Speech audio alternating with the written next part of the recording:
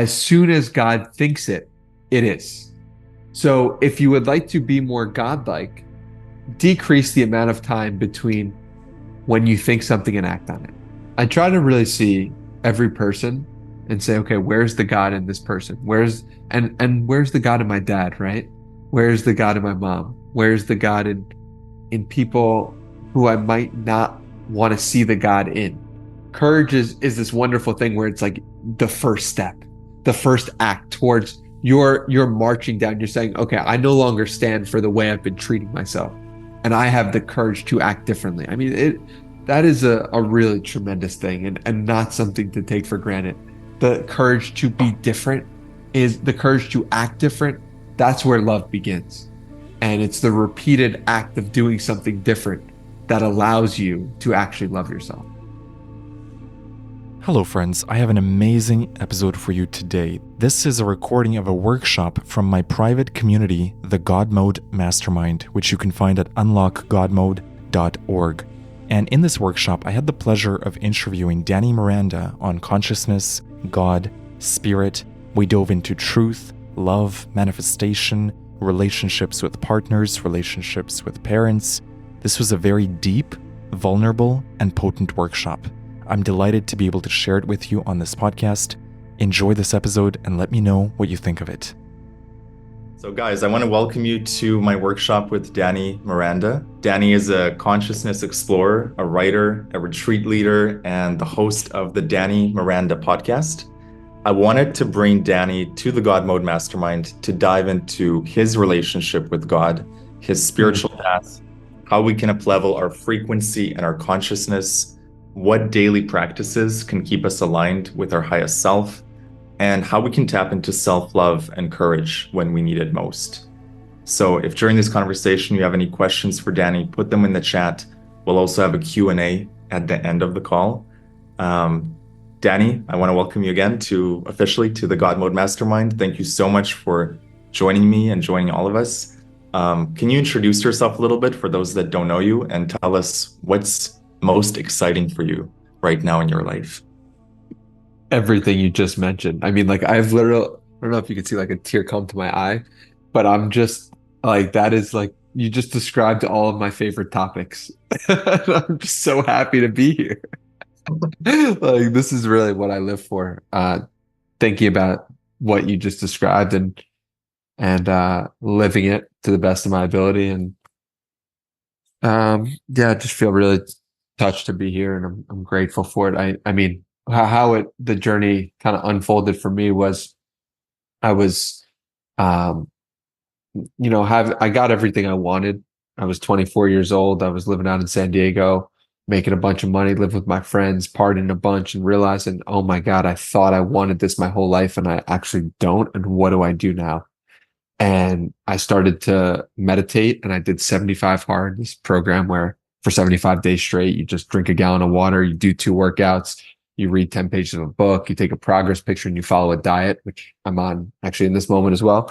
But it was really the meditation piece that unlocked so many synchronicities so quickly that I was like, what is happening here? And how have I never seen this before? And what's going on?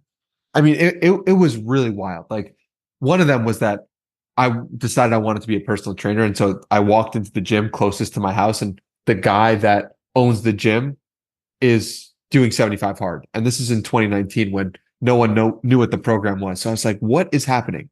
Another is like, I send a DM to all my favorite creators online, and I get on the phone with one of them, and we have a 20-minute conversation, and I'm like, wow, like this is the type of guy I want to be around. I go to a coffee shop the next day.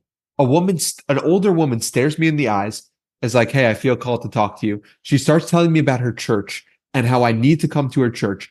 I say, that sounds great. Like, thank you for inviting me. She's like, you have to come because there's this guy who spoke there yesterday or last week, and you would love him. And it was the guy that I was on the phone with the day before. Oh my God. And none of this had ever happened to me. Like, synchronicities that were so connected, but it was, I started meditating, and instantly within a month, it was like, I saw the code, and it felt like, wow, I'm really in the perfect place at the perfect time. And so, yeah, that's kind of a little bit about my story and my journey. And it's been a deepening of that over the years, over the past 5 years, and just all coming to new realizations, new learnings every day about myself and the world around me. And I'm just grateful to be here. Wow. Wow, what a story, man. When you went to church the next day, what happened there? So this is one of the biggest regrets of my entire life. The fact that I didn't go to church. I had an awful stomach bug. And I remember so vividly thinking to myself, like, I could go to church right now, but I'm scared. I'm scared for what this portal is going to open up for me. Whoa, okay. Because I know, like, this is I'd never been to church before. I grew up Jewish, but kind of not really religious at all. And it seemed too out there. And I didn't trust enough. And I didn't have James here. I didn't have somebody to guide me or be like, yo, like, go to church. Like, and it really does help when you have other people on the path. I had no one. I mean, Tej, who was a great friend of mine, but I just didn't trust, honestly, myself. And it's one of my big regrets in my entire life. So what was the next milestone, the next moment in that journey for you that opened up for you? I would say it was probably meditating for 60 minutes a day. When I started meditating for 60 minutes a day, first of all, I meditated for 90 days straight. And when I meditated for 90 days straight, I stopped at a red light and I was driving a car for the first time since I started meditating. And I'm stopped and I'm like, please be green, be green, be green, be green. And it's a red light. And I see my mind go crazy. And I'm like, what is that? Why is my mind going crazy? And I was like, oh my God, I've been doing that every time I've stopped at a red light. Like, what is going, like, the meditation gave me the awareness. And then when you gain awareness, I think looking back on it, I got scared of it. I stopped meditating for months. I became depressed. I went into this deep darkness. And then I come out of it on the other side and I start meditating again. And I went even deeper and I was like, okay, now I have the trust. I mean, have you ever had like an opening like that? I mean, I've never really told a story like this. And it's clear to me that I had an opening and then I got scared of it. And then I went back and then I had another opening and then you get scared. Like, does that resonate with you as well? Absolutely. As well as Absolutely. people listening or watching? It also happens in other areas like money, where you get this uptick and then you're like, whoa, can I hold this frequency? And then your own doubts bring you back to a previous level. Yeah. Yeah. And it's like really having people hold you in that space. I found it so important. That's why this community is probably so special. How do you, like you mentioned people, would that be your advice for anyone who wants to hold that portal and keep themselves open to the synchronicities, the magic, and not shrink back into the previous version of their life? Yeah, I think having people there is the most important thing when it's new and it's fresh. And also to realize that the person that you are going to become is going to be different than the person you were. And that is going to force you to step into a new version of yourself. And it's almost like some moments of synchronicities are like almost entering into a new grade in school or you go from middle school to high school and you're like, wait, can I handle all this new attention and all this new? And I feel like you get the choice of, do I want to step into that or not? What do you feel you're stepping into these days?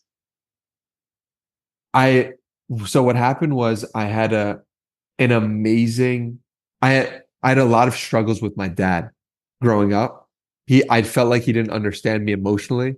And it was always one thing I wanted to change about him or make him different in some way. And in January of this year, I had an amazing awareness of it. And I completely forgave him and wiped the slate clean. And then I've really felt such peace and love towards him. And then what's happened recently in the past, I don't know, let's call it 3-6 months, I felt me shrivel back to the old version. And I feel me deepening that love for him now and deepening our connection. And so I think that's the place where I've went, expanded, contracted, and now trying to expand and hold what I expanded into back in January and February. What was the forgiveness process for you, for someone? Because I'm sure there's a lot of people on this call, myself included, who have some sort of resentments or some sort of things around parents still. Yeah. And of course, like logically, I know that the right thing to do is to forgive everything and Yeah. take full responsibility and just let it go. Yeah. Like you said, sometimes I feel that expansion, and then like on a mushroom trip, another layer will come up, and I'm like, oh my God, it's still there. There's still Yeah. this thing that I'm holding against someone, and it's just like it's driving me crazy. And I'm curious, how do you recommend someone forgive their parents completely and really feel into that love? Yeah. So I'll tell you what I did back in January, and I'll tell you what my current perspective is on it. My current perspective is it is really important to understand the role that each of you are playing in each other's lives.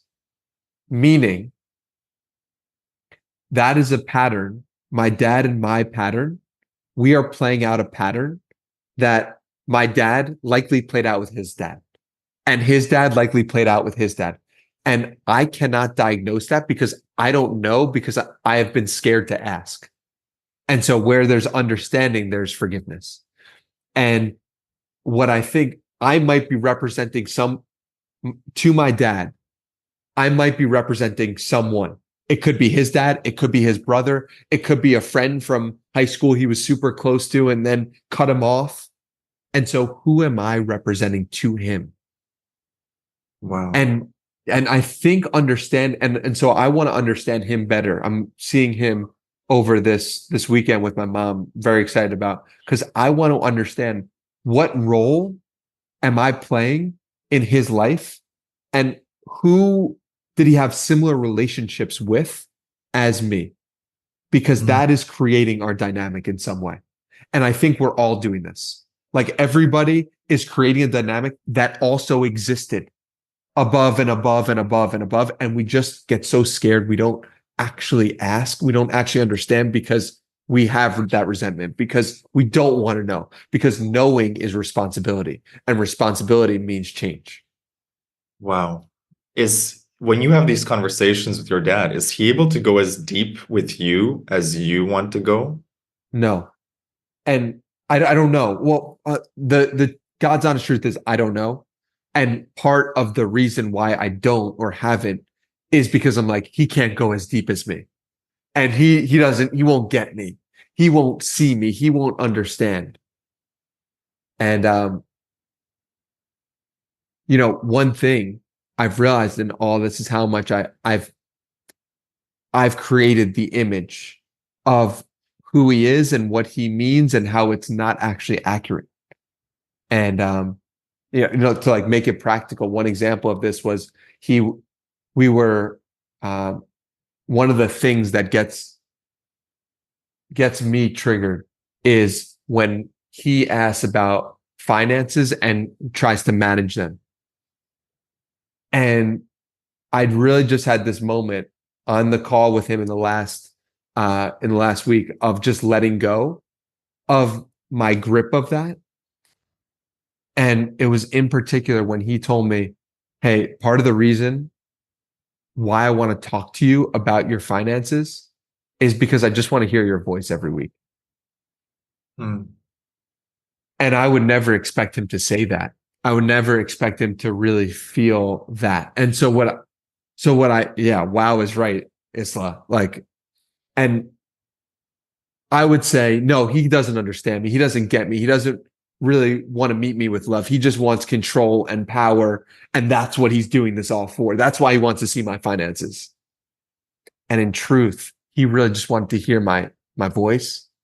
And maybe he does want control in some way, but he really just wants to hear my voice. And so that is important to note. And in that moment, something shifted because his dad didn't talk to him that way. Right. And if I just had such warmth when I heard that. And I think that's available for us all, right? To look at and to allow our family to show up not as our image, but as the truth. And it reminds me of what you said to me once is, what is the question behind the question? Yeah. Right? So when Yeah. he's calling you and it seems like he's wanting control, but what is behind that? And it's That's right. so deep when you actually realize the truth. That's right. That's right. And it's really powerful, man. And um, it's so special to think, I really genuinely believed in January or February of this year. It's like, I solved this. This is complete. Like, I'm good with my dad. And it's so interesting how it was in that moment. And then it contracts.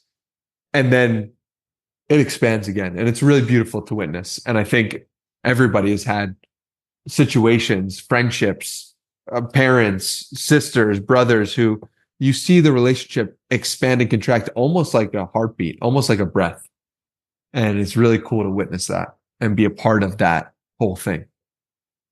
Do you ever get frustrated when the contraction is happening? And how do you move through that? Definitely. I'm a human being.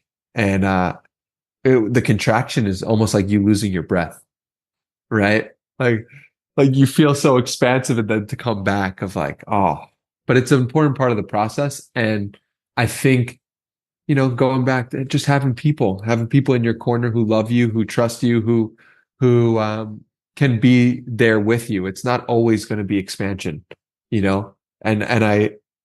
I'm grateful I got a chance to illustrate that in the beginning of this call, right? In this world of synchronicities and godlike connections and opening up to God and love, it's like expand, expand, expand. There's also contraction, and that's part of it too, and that's okay, right? And you have to be able to hold the expansion that you reach. And this contraction with my dad is going to allow us to expand even deeper than we got in January and February. It feels to me like it's the sort of the two steps forward, one step back. So you never contract to the original state you were in. You're always more expanded, even in the contraction. Yeah, because I mean, but that's not how it felt. I mean, that might be true, but that's not how it felt. In the moment, it was like, we're just not on good terms. We're just not going to talk as much. And, and, it's so beautiful to be able to grow with a parent, to be able to grow with a partner, to be able to grow with, all these, but sometimes they're not wanting to, right? And it's on us, I believe, to find the love in our heart for that person, regardless of if they can't meet us there. And that has been a really important piece. And I wrote a letter to my dad, going back to the January piece of it, that really, really made me feel complete with it in that moment, was writing a letter to him, but the opposite of the way, all the things I was holding against him. So what are all the reasons I'm for him? And what are all the reasons I love him? And to me, that completed something. And it's often when I tell people who talk about their heroes to me and talk about, okay, I really admire this person so much, I put them on a pedestal. No one will say that, but that idea, it's like, okay, now my advice to you is to find something or some things that you disagree with that person about, that are not in alignment with you. And that will help remove them and bring them down. For my dad, I had him down. And so I needed to figure out ways to balance him out in that moment. Yes. And so, yeah, that's been my process. And that's not widespread to everyone, as Sarah mentions here. And yeah, that's been my journey. Can you run us through your meditation process, how it originally began and created synchronicities, and maybe the version that you're doing now? That's, I think, 60 minutes every single day. It was, yes, it definitely was 60 minutes a day. It's not anymore. The version that built all these synchronicities was literally just meditating 20 minutes in the morning every day. Like that's it. It wasn't any There wasn't any special thing. It was, I never looked at my thoughts before in my entire life. There were moments where I'd been to therapists a few times. Um, and those were always helpful where I got a chance to look at my thoughts. But 20 minutes in the morning is what is all I needed in that moment, in that season of my life. Um, What is the process Today, like? the process for me was always going for the process, James. You love the process. I love that. So I would literally get out of bed and I would put a pillow on the wall, put a blanket over me, set the timer, set a kitchen timer for 20 minutes, and literally just watch whatever came up that day. Mhm. That was the process for how I meditated. Today, it's very much a part of my life. And so today I had um, a run club. And so what we do at the run club is we run 4 miles and then we meditate in a circle 15 minutes. It's torrential downpour raining and everyone's meditating there. So it's beautiful, just sitting with their thoughts. And then after it's over, I'm asking each person, what's the one word you want to focus on for the rest of the day? And that's kind of what we did.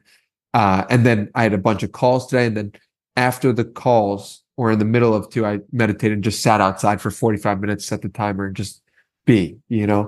Um, yeah, that's and one process that I like that you can take that I've been doing since the book Love Yourself Like Your Life Depends on. I'm reading that right now. Doing the inhale, I love myself, and exhale, witness whatever comes up. So inhale, I love myself. Exhale, could be thank you. It could be I don't believe you. It could be um, yes.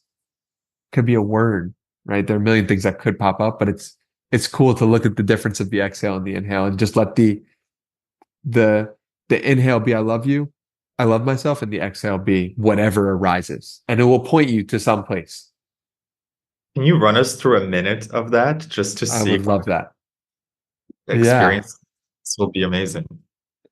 I've never guided anyone through this, so pardon my rookie behavior. But yeah, just take a moment to close your eyes and you're gonna inhale for 3 seconds and repeat, I love myself. And exhale.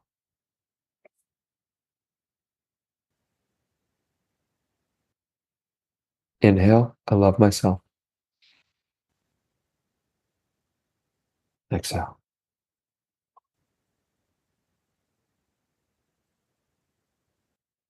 Inhale,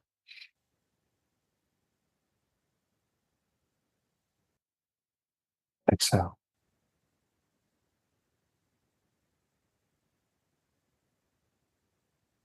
Inhale,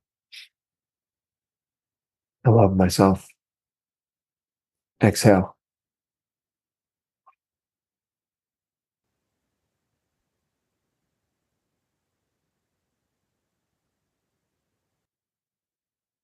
I love myself.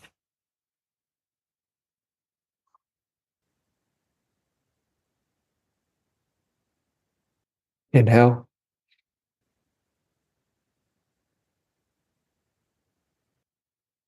exhale.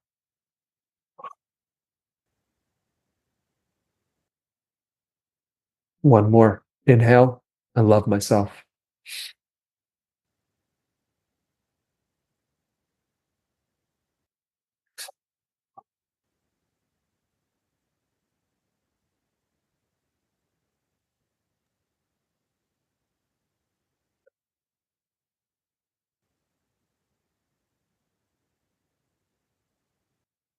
Felt the emotion of that.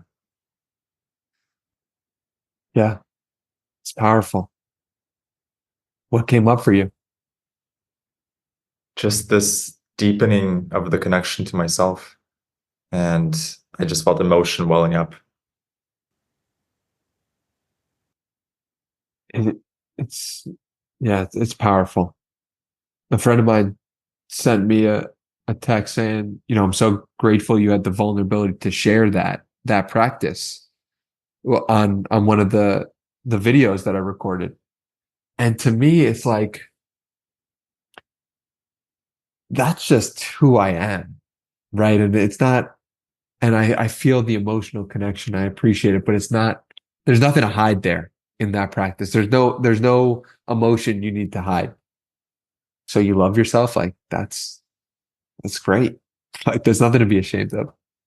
That's one of the things I most admire in you is your presence and your vulnerability, your ability to share from the heart. And it feels like you never feel blocked in being vulnerable. I don't know if Mm. that's accurate, but I'd love to hear how for you has it been to be vulnerable, and what can you advise others to step into their vulnerability and show more layers of themselves without hiding, without feeling ashamed of being too, I don't know, whatever it is. Yeah, I appreciate the question and the recognition. It's been a deepening of a process. Like this whole thing has been a process to get to this point. For example, uh, 5 years ago, before I started meditating, I went under the name Danny Roars on Twitter. Like I had a pen name. And the reason why I had a pen name is because I was scared to be seen by my classmates. Now you go to, I'm sharing I love myself and being completely comfortable saying that and talking about the deepest parts of myself to others. It's like, yeah, there's been a transformation that's taken place. And what I continue to do is just take one step in the direction of greater and greater truth. And, Danny Roars was the 2018 version of myself. And then in 2020, I start the podcast. And before I started the podcast, I changed my name on Twitter from Danny Roars to Danny Miranda. But a podcast and the way that I did a podcast was also hiding in some sense because I get to ask the questions to you and I don't get to be seen. And it's interesting, like how that happens, because some people could say, "Oh, the Danny Miranda podcast, you're putting yourself out there." It's like, yeah, but I'm also not actually. There's no skin in the game. I just have to ask the questions, and I love asking the questions, and it's easy for me. So I don't really have to give the truth of who I am. And so it's been uncovering and uncovering, and it's not until 4 years later, after starting the podcast, can I record a video of myself. The podcast started in audio only, so no face in that. And it's 4 years later and thousands of pieces of content where I can look at the camera and just press record and just say the truth of how I'm feeling that day.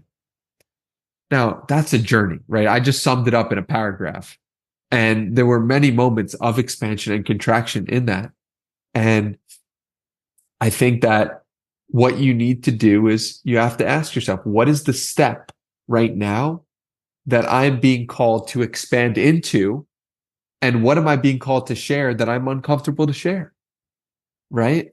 And it helps to have people in your circle, inner circle, you talk to about it and they accept and love you. And then, okay, you expand a little deeper. Like, okay, can I tell a friend about this? Can I tell an acquaintance? Then can I tell a stranger? Can I tell someone from high school? Then can I tell the world? Right. Some of these things are not something you just come online with right away. You have to sit with it. Someone has to sit with you and let you know it's okay for you to be you. Someone has to believe in you oftentimes before you believe in yourself. That's just how this world works. And yeah, I think it's okay. If you're in that process of being scared to share online, like I get it. I completely get it. I've been there. I've wanted to hide. And I'm sure there'll be a deepening of this because I can see the direction it's going. And I'm sure I'll be like, in 2024, you thought you were being vulnerable and real online? Like there's a deepening to wait to happen, but I'm looking forward to that journey. There's layers to it. I so relate to that. So relate to that. And each year it's exciting to discover how much more comfortable I am in revealing more of myself. Is there any moments where you've been vulnerable with someone and you regretted it? Because I think that's one of the fears that people have is, oh, if I share something and it's not received in the way that I want it to be received, then I'm going to go back in my shell. Yeah, I mean, nothing comes to mind initially, and I think that's a great question of things that and one thing that I was very scared to share was about my parents being wealthy. And it was so hard for me to own that fact, in part because I don't even know how much my parents themselves own it, right? And I felt the judgment of that and feeling that. Um, and I haven't really felt a lot of pushback, but I felt very scared to share that. And You I'm didn't want grateful I to did. undermine your success and your own personal independence. Correct. That's right. I was scared that people would view whatever success I achieved as irrelevant because of where it came from. So listen, and I don't think everyone needs to be vulnerable online and share the truth of who they are. I don't think it's for everyone. And there are very legitimate reasons to not. I mean, my friend, he's in crypto and he's like, well, you know, someone found out who I was and was stalking me. And I'm like, oh my God, like I'm doing this because I want to be comfortable in every room I walk into. Right. And there's levels of sharing that can make you uncomfortable to walk into rooms. I'm really doing this for, I think the greatest thing you can have in this lifetime is to be comfortable in your own skin. And the only thing that I'm trying to do is trying to live in that. So yeah, that it helps me to be open. I think there was a tweet I read from you a couple months ago where you just said, just tell the truth.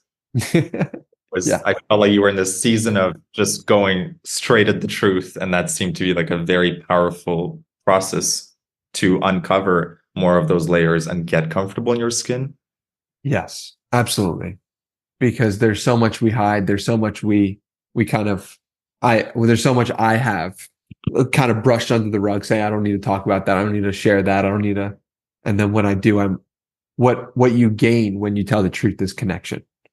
Mm. And that's what I love is connecting with people and allowing myself to be seen so that I can connect with you. I mean, there's so many different ways we could have done this, right? If I'm telling you we're starting in and I'm giving you all the highlights from all the synchronicities and but because I was vulnerable and shared the truth of what happened in as much fullness as I could in that moment, I was like, listen, I, I've struggled with going up and going down. And that allows somebody who's gone up and gone down, aka everybody, to connect with me and to feel me because they know, oh, I'm also a human being on this human experience. And so when we say the truth, we get connection. And I think it's really important to keep that in mind because that's what you're fighting for when you tell the truth. And I if you love it. can't, and and if people are connecting with you based on a false version of reality, they're not actually connecting with you.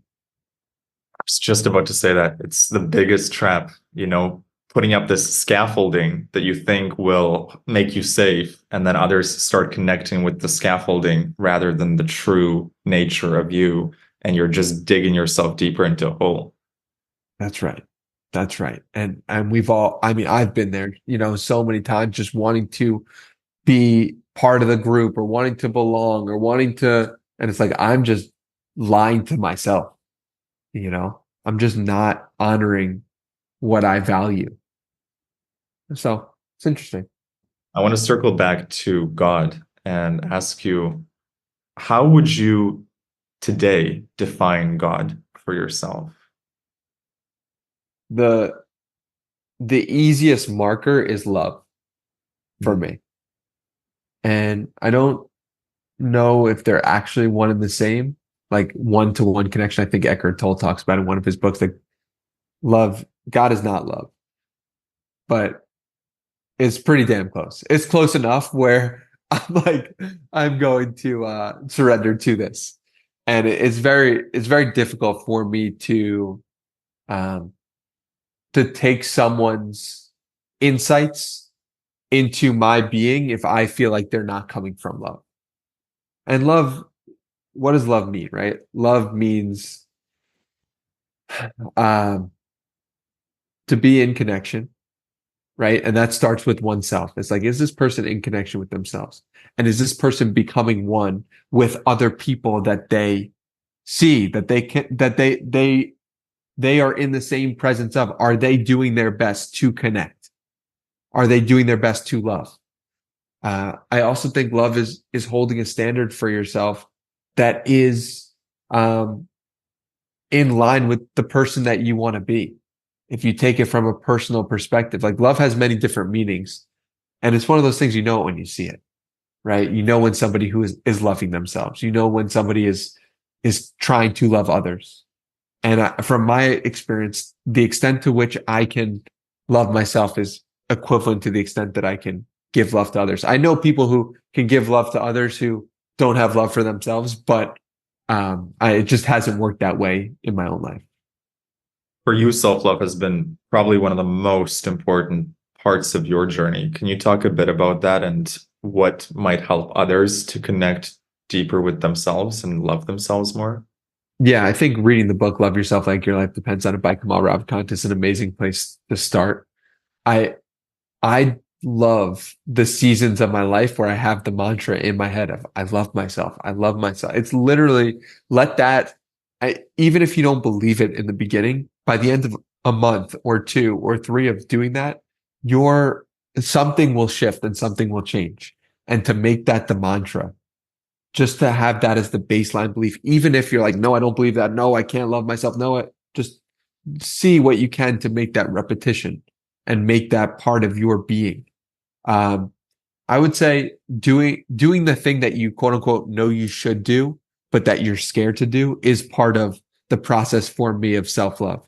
For me, that was 75 hard. Then it was like running a marathon on one day's notice. Then it was doing 75 hard again when I felt so down and out.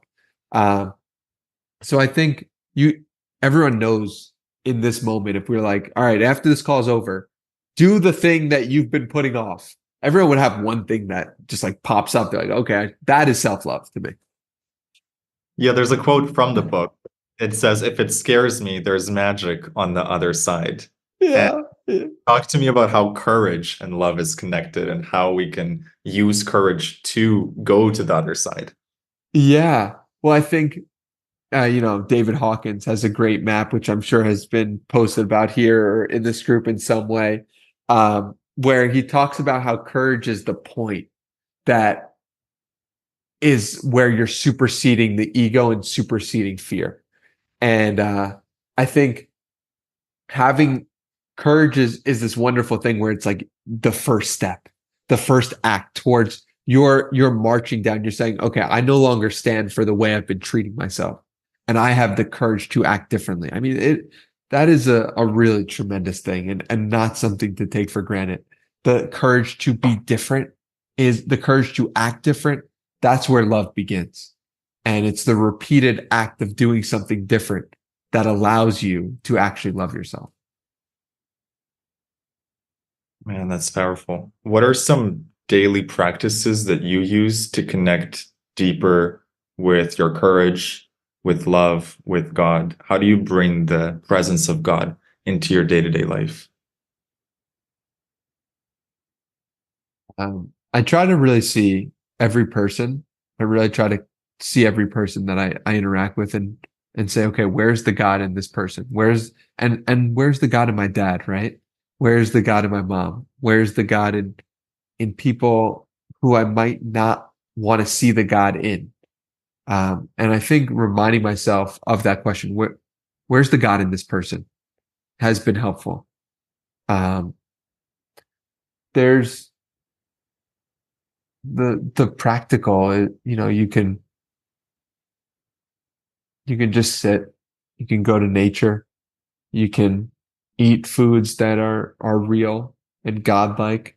I saw this great uh Alex Hormozy video today where he talked about how to channel God, and it was really interesting. Did you see this?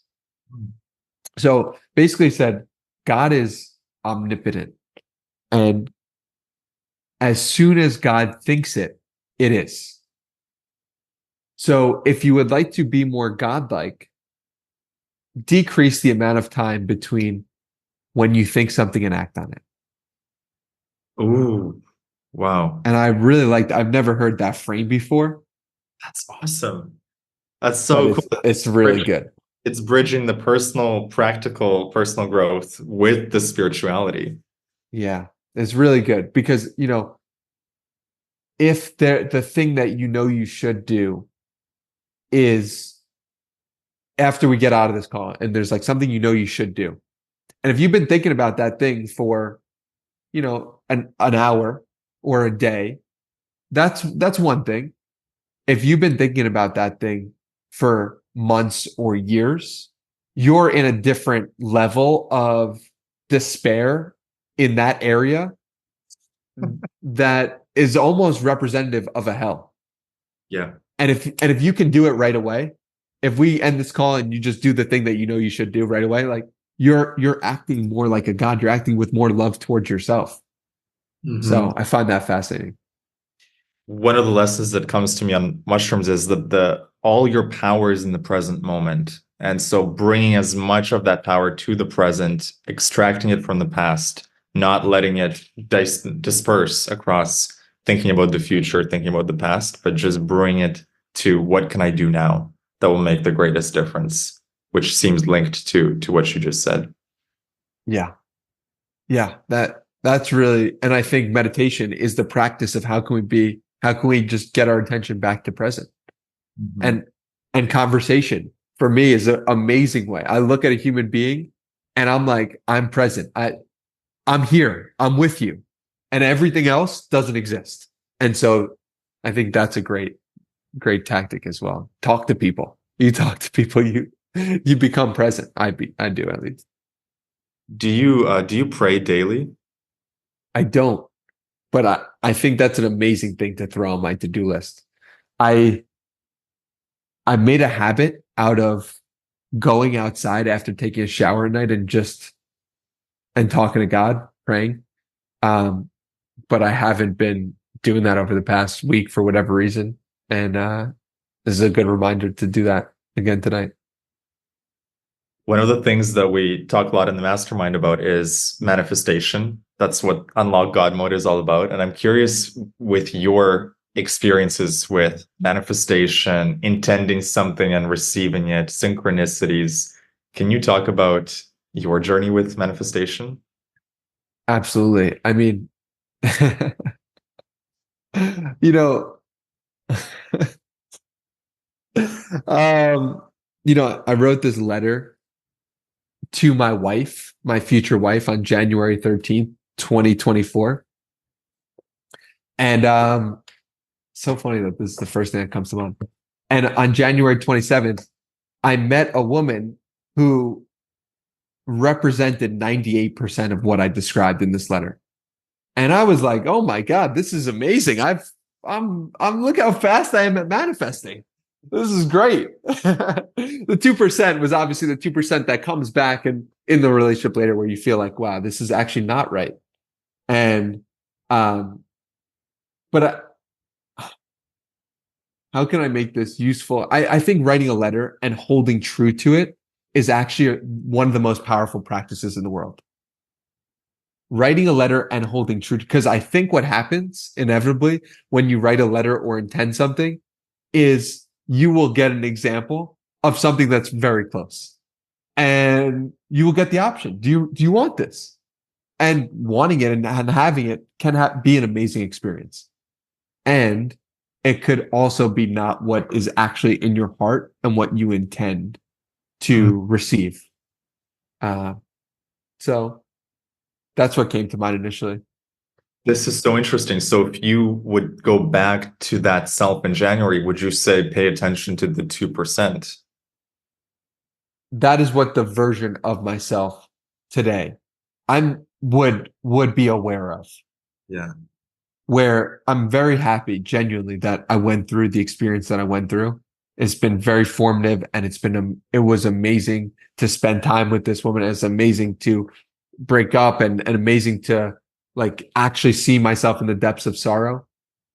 And also going forward, I know that compromising on any of my desires compromising on it all. Because God doesn't compromise. Right. Right. Because exactly, you can have everything you want. When you write this letter, is it from your present self to your future self? Is it the future self describing it as if it's in the past? What is the technique that you would use for writing this letter? I don't know. Let's see what was the technique that I used? Letter to future wife. I love how this just is already ready on your computer. It's not ready. I think it's called letter to future wife. That's going to Letter be to the wife. exercise in the mastermind. The letter to the future wife. So my friend Elle gave me this prompt on January 13th. She said, write a love letter to your future wife that captures her personalities, qualities, and essence. Be Ooh. detailed. So that's a great prompt, by the way. Write a love letter to your future business that captures its personality, qualities, and essence. Be detailed. Um, so this looks like it looks like it's present tense. Um, but it's present tense. Dear wife, I'm listening to The Blessing right now, and I'm writing this letter to you because they perfectly capture your personality, qualities, and essence. You are wise. I'm able to come to you with any situation or problem, to be able to give interesting insights or nuggets that I haven't thought of. You are independent but want to be connected to me. We have a shared vision of building a generational legacy built on love, truth, joy, and peace. We both want to expand spiritually to grow in love. You come to me for guidance on spiritual learning. I come to you for guidance on your lighthearted nature. You're playful. You always know how to make a joke to lighten the mood. This playfulness always keeps a smile on my face. You come from a great family. You have a strong male role model and you're close with your mother. It's so clear you have strong values. You love to learn, read, and exercise. You're constantly doing small things that make big differences in your own life. Everyone around you describes you as a light. You make the world brighter and sweeter with your presence. You are tidy and organized. You love to surprise me with little snacks and meals. You care about feeding me and the family. Yeah, it goes on, but I've never read that to anyone other than my ex-girlfriend, but yeah, that was first page of it. And Thank you for sharing that. That's so yeah, sweet. yeah, That's so sweet. Oh my God. What a great, what a great letter. thank you. Thank Is you. Yeah. is it something that you read after after you've written it, or it's just a one and done thing for you?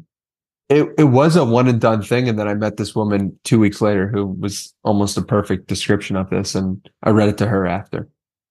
What do you think is happening cosmically there when we get these 98, 95% matches? Is it the universe kind of testing us, giving us a bit of a partial match to see if we fold or if we hold out for the full match? Yeah. It would be interesting to reverse it and be like, what would have happened if I followed a genuine intuition I had, right? Like, would a better, would a better match have come through? And I don't know. I assume so. Um, but yeah, I don't know, but time will tell. Time will tell. I love how you also mentioned you can do this with a business. You can do this with other areas. Maybe I'm just thinking like writing a letter to money, like your relationship with money, writing a letter to, for example, the podcast and how you see the podcast going forward, and really infusing it with the perfect vision. Yeah, I think letters are one of my most underrated tools for personal growth that I don't hear a lot of people talk about, but have been so beneficial to me in my own journey because it forces you to sit with the feelings that you would like to embody, and it forces you to sit with the feelings that if it's a letter to the past version of yourself that you had at one point. Is there So any other techniques you use? I know you've used a folder, like a mindset folder, that's had a big difference on you as well. I have used that in the past. I don't use that currently, but I think there's such a benefit to being to having something repeated over and over in your consciousness and your awareness, it makes an impact. And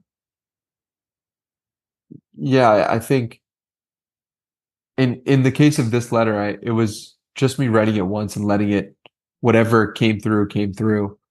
Um, I didn't really review it often, and um, I don't have I don't have a lot of practices, like I mean, maybe I do, and I just don't recognize them, How but do you see it? Do you see it as you're flowing with wherever life is taking you?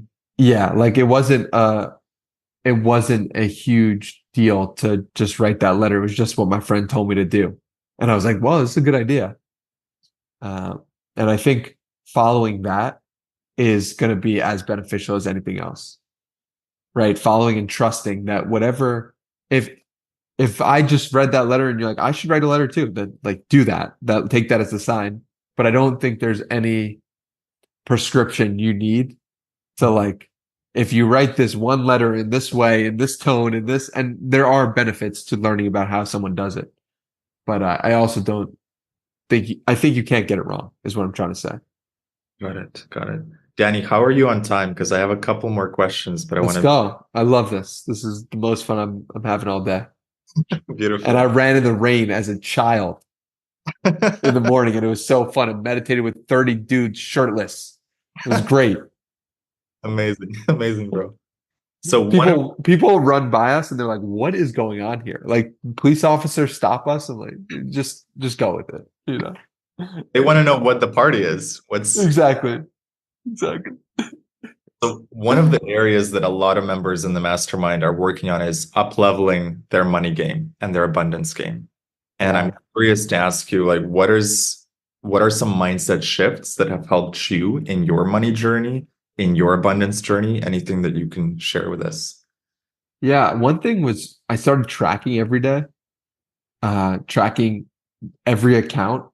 And I'd be like, okay, when in this account, what's going on? What's going on today? What's going on today? What's going on today? So like that was very beneficial for me, the tracking of it. Since when I first started going to the gym, it was like tracking my weights and tracking what food I was eating was so important to me. So why would money be any different? If you want something to grow, watch it appreciate, watch it in every day, track it.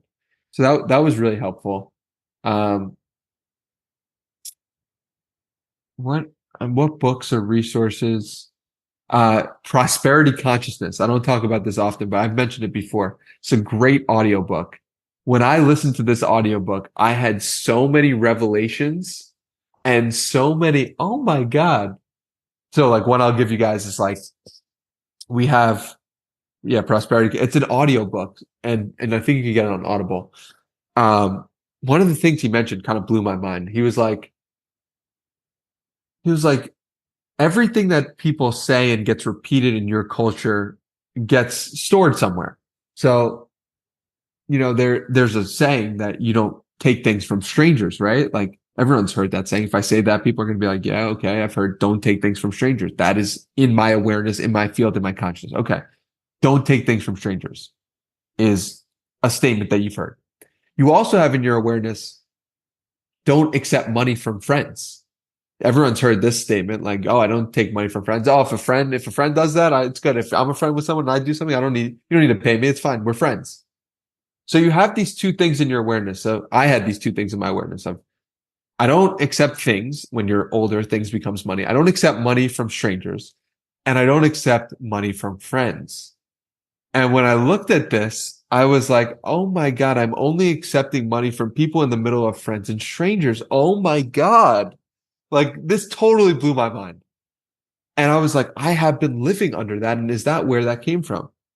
And so that helped me take money from friends and take money from strangers, the recognition of that belief.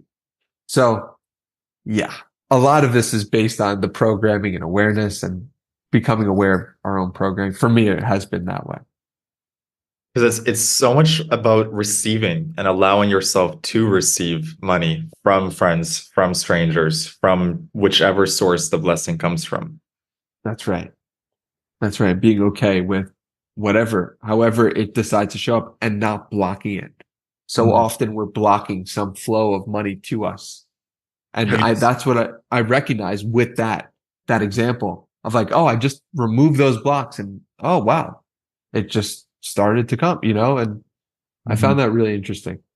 So prosperity consciousness, highly recommend. It's one where I'll re-listen to it. I've re-listened to it 3 or 4 times at this point. Wow, amazing. So just having the awareness of those blocks starts removing them. Yeah, for me, it has Mhm. for sure. What's been your money journey like in the last couple of years? Like, what's been the challenges and the wins for you? Yeah. Um, so I would say that the challenges have been how can I make money in a way that's aligned with who I actually want to be? That was um there's so many stories popping up in my head. This is great. In 2019, I was making money doing drop shipping and teaching others about drop shipping. Which did you stumble across me in those days? No, I stumbled across you during the podcast beginnings. Gotcha. Gotcha. Very cool. So it was 2019. I'm Danny Roars on Twitter, and I'm making, it must have been 15, $20,000 a month doing something I deeply do not want to be doing. And it hit me in that moment where it was like, this is not adding up at all. And that's when I kind of burned everything to the ground. So from that point, it was like, how do I make money doing something that I love? And because I know what it feels like to make money doing something I don't like at all, and I'm just putting up with. And it's it's been a lot of surrender, a lot of being scared to surrender, a lot of letting go, a lot of oh, I mean, there was one moment, a story from 2021 where I took a job as an NFT podcast host because I was getting into NFTs at the time. And I, if I really sit with myself, I took it because that's what my dad wanted from me. And so taking that job and realizing how miserable I was in it, and then being like, the reason why you took this is because you were scared of trusting yourself and you wanted your dad's approval was like, thank you. That's what I got that from that lesson. I'm grateful for that. So it's a never ending journey, right? Is what I'm trying to say. And um, yeah, that's kind of little touch on the journey. And I'll go back to like what doing retreats and coaching and how I stumbled upon that was people started to come up to me and they started to ask me questions about the deepest parts of their life over and over and over and over again. And I was like, I'm not qualified to answer this, but I was answering and asking questions to them that was helping them answer. And they were coming to new conclusions that was making them feel more at peace. And I said, I need to start charging for this. And then I did. And then I started to see, oh, wow, this is actually the most in alignment thing that I could do. And I was scared to do it because I was scared of the judgment from other people. This was my gift the whole time. This is what I knew I wanted to do in my heart, but I was scared. And that's okay, you know? So, Yeah. On the topic of coaching, you help people bring their lives to be more in alignment with the person that they most want to be. What are some things that you find across when you look at all your clients? What are the main blocks that are keeping us from our own alignment? truth is, as we talked about before, telling the truth, um, being scared to be seen in a certain way or Mhm. looked at in a certain way. Um, the the perception of other people and the society or the parental figures or the friends who are keeping you in this role and this way of being. That's very common. Um, That's a big one. That's like when you feel like other people's perception of you is keeping you in a certain character. yeah, How do yeah, we man. break?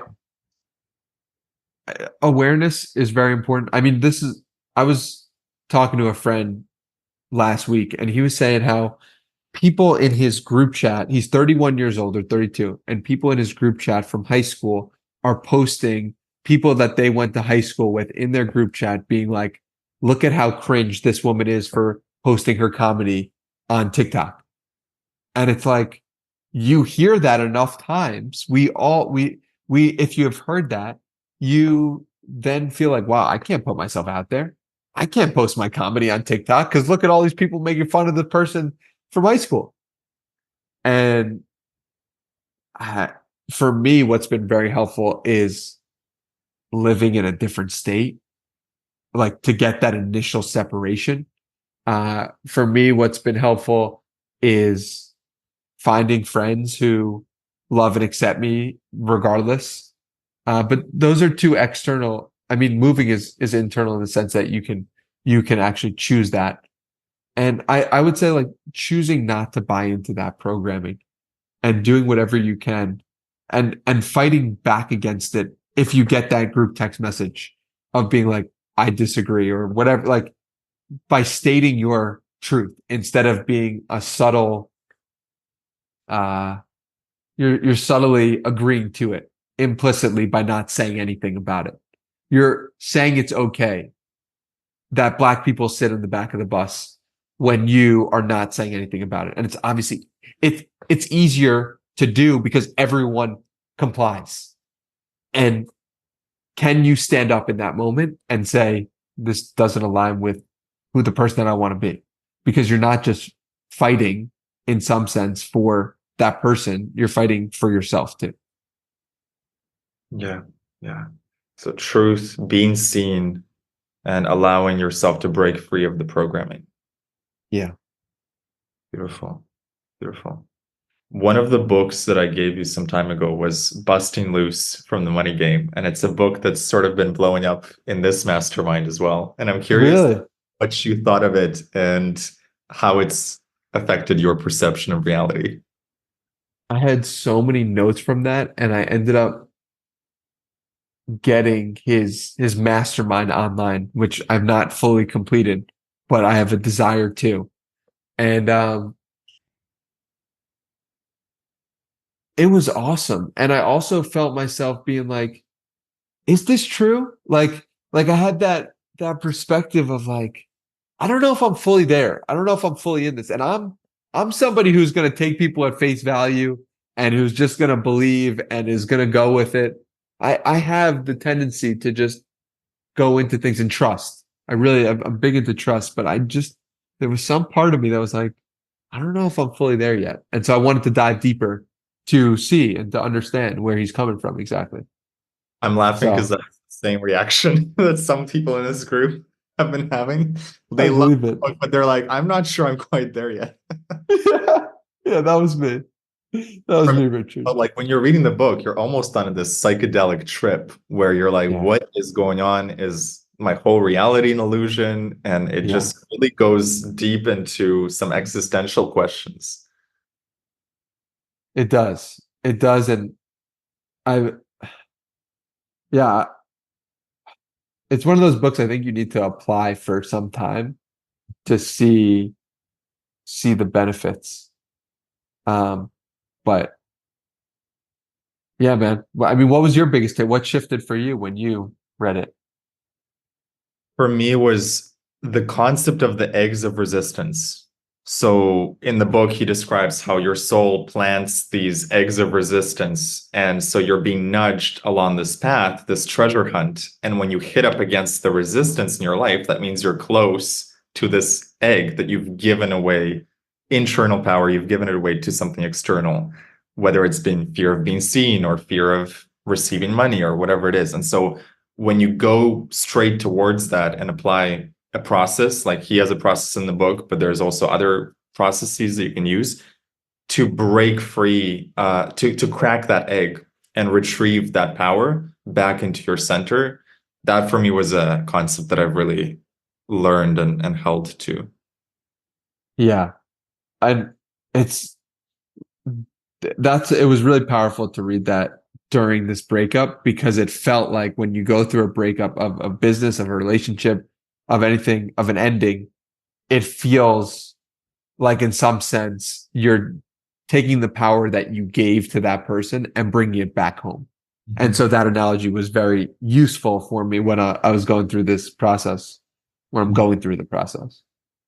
How I mean, this is quite personal, but how has that process been for you, and what lessons did you learn from this last relationship and the breakup itself? Yeah, I think just that was a huge one. Owning, bringing back my power to self and not putting a relationship on a pedestal the same way we could put money on a pedestal or we could put fame on a pedestal. I realized there was some part of me that was putting the relationship above it all and letting it supersede my own desires. And it was cool to witness that uh, I could actually own my desires fully, and it could be, uh, and I that is really where I'm most powerful when I'm owning my desires fully, and how I gave that away because I put the relationship on a pedestal. So that was really cool to recognize, to learn, to see, and it made me very uh, grateful just to recognize it and have it that learning. Made me grateful for it all. Beautiful. You're such a mirror of truth, Danny. I just feel like being in your presence up levels me to be more in my truth. And how do you do that? Like, it's such a fascinating energy that you bring to every call, every podcast, everywhere that I see your energy. I appreciate that's such a high praise from you, and I'm really grateful to hear that. I just try to live the message that I talk about, and I, to the best of my abilities, show up in a way that is truthful, that is open, that is honest, that is willing to correct myself or give myself place where I'm wrong, right? And if somebody's living in that, it you want to live in that too. So if somebody's loving to you, you and you're going to want to be loving. And if somebody is mean to you and repeatedly over and over again, you're going to want to be mean to yourself too. Mm. And people can argue that, but if you have the critical voice in your head of your parent, you know that that is true. You want to be mean to yourself, or maybe you don't want to be mean to yourself, but you are being mean to yourself because you've been programmed to be mean to yourself for so long. And so what I'm trying to do in every moment is to be loving to myself. And you're feeling that, and you will also want to be loving to yourself when you're in my presence, because that's what we're doing here. That's what the energy of this is, and that's what I try to bring. And I'm so grateful you could feel that. 100%, 100%. Is there any final thoughts you want to share with the group on how to live your most aligned life, or what's been helping you the most in this season of your life? I would say uh, the two things we spoke about, which is really coming to terms with the relationships with the people that were I was blocked from in some case, which was myself and the guilt and shame I felt around uh, ending the relationship that I thought was right. My relationship with my dad, and um,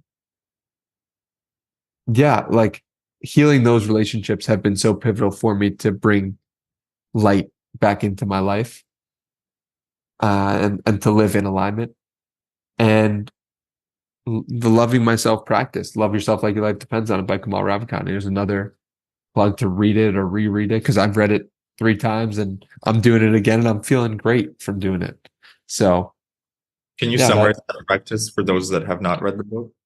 sure. So it is how the practice that I'm choosing to do it with is to just make it the mantra.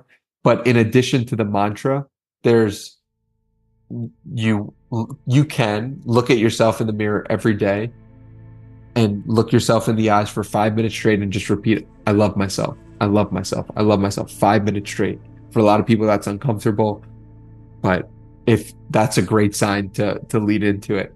Um, so that's one. And then you do a meditation where for 7 minutes straight, you just repeat, I love myself. And I think there's a fourth one as well. Breath. I don't know. You have to read the book, but I've just, the way I practice it is repeating it over and over and over again and making it just part of my being. And I'll be in the car and I love myself. I love myself. I love myself. And try to feel I love myself deeply and fully. If I find myself not feeling it, and not feeling it is fine too, but that's what I do. And that's been my journey, and that's how I stay in alignment. Awesome. Awesome, Danny. Thank you so much for being here, for sharing your presence, sharing your energy. Thank you to everyone who attended and brought their light and their energy. Have a beautiful rest of your day, rest of your night, and many blessings to you. Be well, beautiful people. You've been listening to the James Xander Trip. That was Danny Miranda. Thank you so much to Danny for joining me in my private community for this potent workshop, for sharing your wisdom, your energy, and your insights.